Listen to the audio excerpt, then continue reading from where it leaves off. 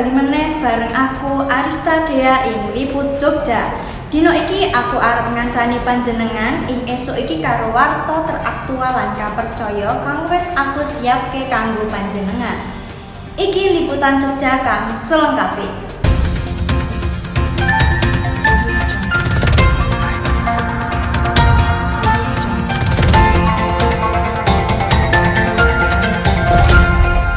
Yogyakarta dadi leladan kang kondang arep hidangan khase yaiku gudeg. Hidangan gudeg mesti dadi inceran para wisatawan nalika dolan menyang Jogja ing saben dinane. Sawijining papan kang cocok kanggo dikunjungi yaiku Pasar Ngasem kang ana akeh dodolan panganan tradisional, utamane gudeg. Pasar Ngasem yaiku papan kulineran kang kondang arep panganan lan wedang tradisional.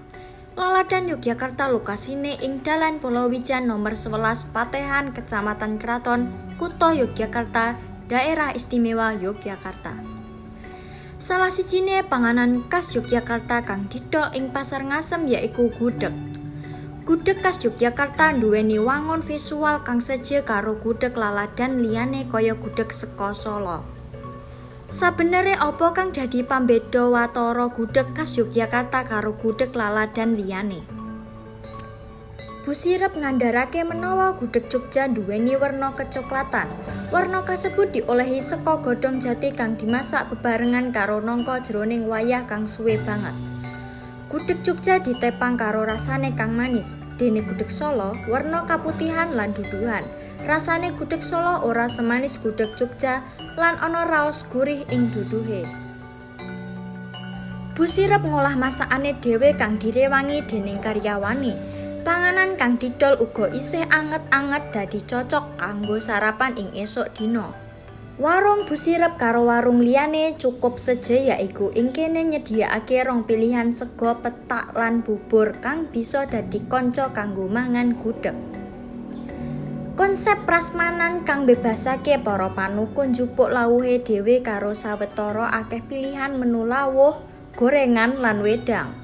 Lawuh kang mesti dijupuk dening panuku yaiku gudeg. Warung Bu Sirep tansah rame ing saben dinane.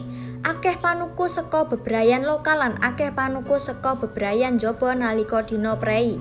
Akeh wong-wong kang penasaran saengga tuku langsung lan mangan ing papan. Ana pengamen keliling kang bisa ngancani mangan wektu esuk dina ing Pasar Ngasem. Diarep-arep wisatawan saka laladan jaba kang pengin jajal kulineran gudeg khas Yogyakarta kang duweni cita raos nikmat lan regane murah meriah oleh langsung teka menyang Pasar Ngasem kanggo njajal warung karo hidangan gudeg lan menu lawuh kang liyane duweni Bu Sirep.